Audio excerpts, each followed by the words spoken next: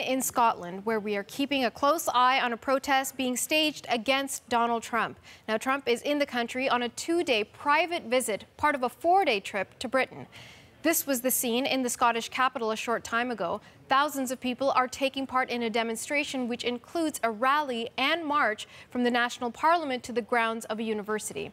It's the latest demonstration against Trump's visit, but the president is some distance away from these protesters. He's spending the weekend at his famous Turnberry golf course in the country's southwest, finalizing preparations for Monday's one-on-one summit with his Russian counterpart, Vladimir Putin. Dominic Velitis is tracking the story for us and joins us from London. So, Dominic, walk us through the protests taking place against Trump in Scotland.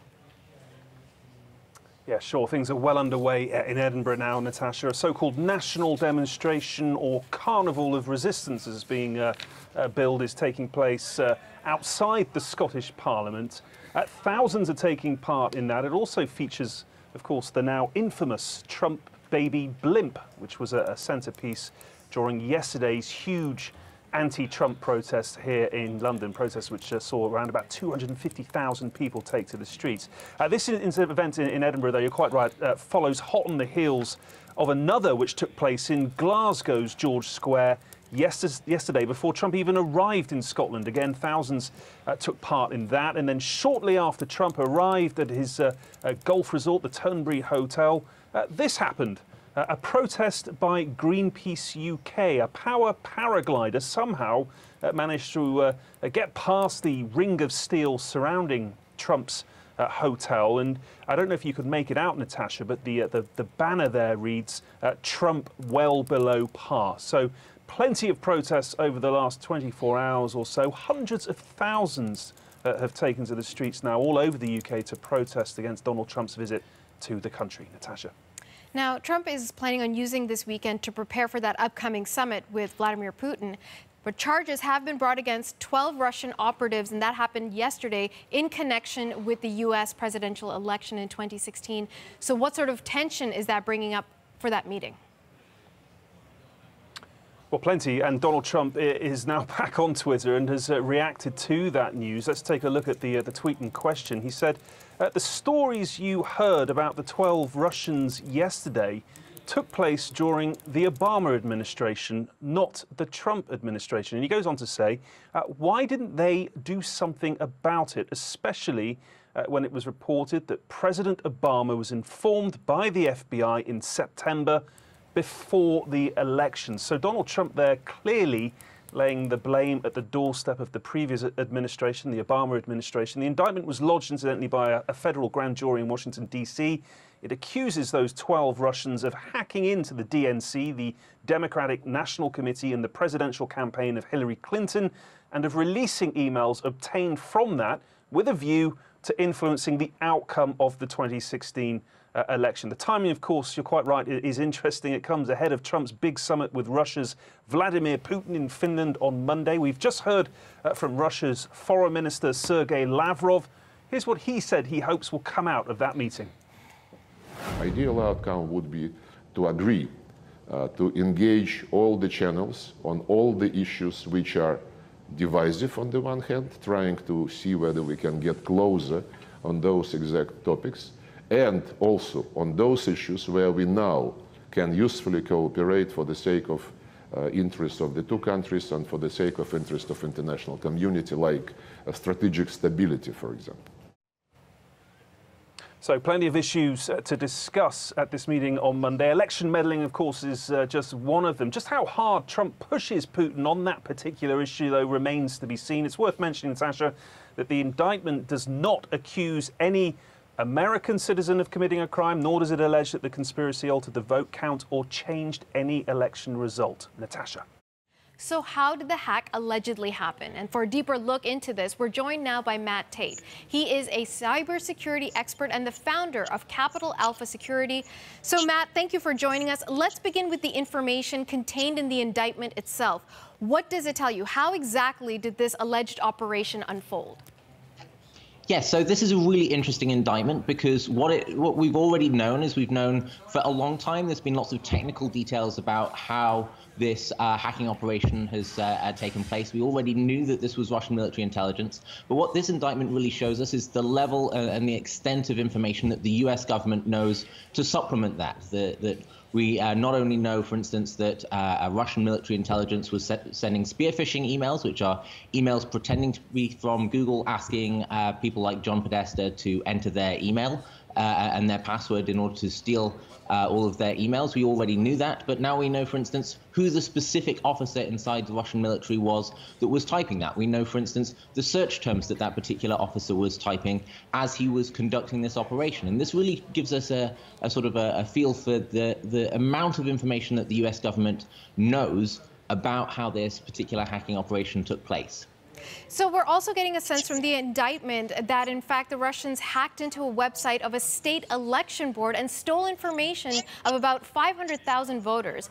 What would they possibly do with that information?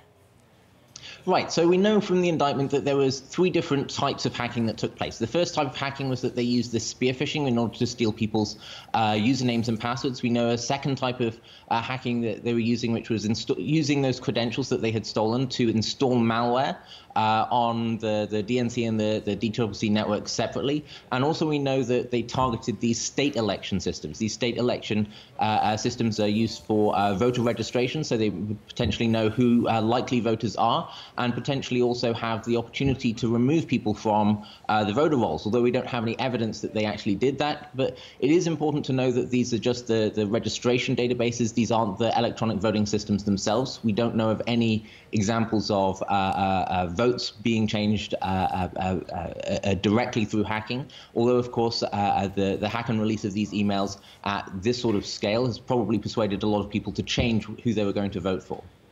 Matt, there's also seemingly evidence that, in fact, this plot, as it was allegedly unfolding, someone was in constant contact with a senior member, quote unquote, of the Trump campaign. What do you make of that detail? Right. So one of the really interesting things about this indictment is, of course, it's only talking about these 12 officers who work directly for the Russian government. And we know from previous indictments that they've talked a lot about Russian people that were not part of the Russian government, the Internet Research Agency. This indictment also talks quite obliquely, quite tangentially about a number of other Americans who are not named in this indictment and who aren't charged. But we, of course, know that the Mueller investigation is continuing, and people like Roger Stone, people like WikiLeaks, people like this unnamed congressman are going to be quite worried, I think, with this indictment. Based on the information provided through this indictment that was just released yesterday, do we have a better sense of the size, the scope, the sophistication of the hacking? Yes, so this was a really big and well-planned operation. What we know is that this was not a lone individual hacker. This was a big organization. We can see, for instance, through the indictment, we can see that there's multiple different organizations within Russian military intelligence that were responsible for this. There's one group, for instance, which are responsible for the hack, and there's a completely separate group which are responsible for the distribution of these emails, for contacting groups like WikiLeaks, for setting up these social media accounts in order to leak some of these documents. And we can see even within the hacking group itself that there are separate teams. One, for instance, that is responsible for the malware, and a different team which is responsible for spear phishing. And even within these sub-teams, teams that are, individuals that are specifically focused on testing the malware, other ones which are specifically focused on trying to understand what their target looks like, and other ones which are responsible for actually operating the malware itself. So what we can see is that this is it's a sophisticated operation. It's one that's was well advanced even before they conducted this operation. And we can see that this is a professional operation, people that do this for a living.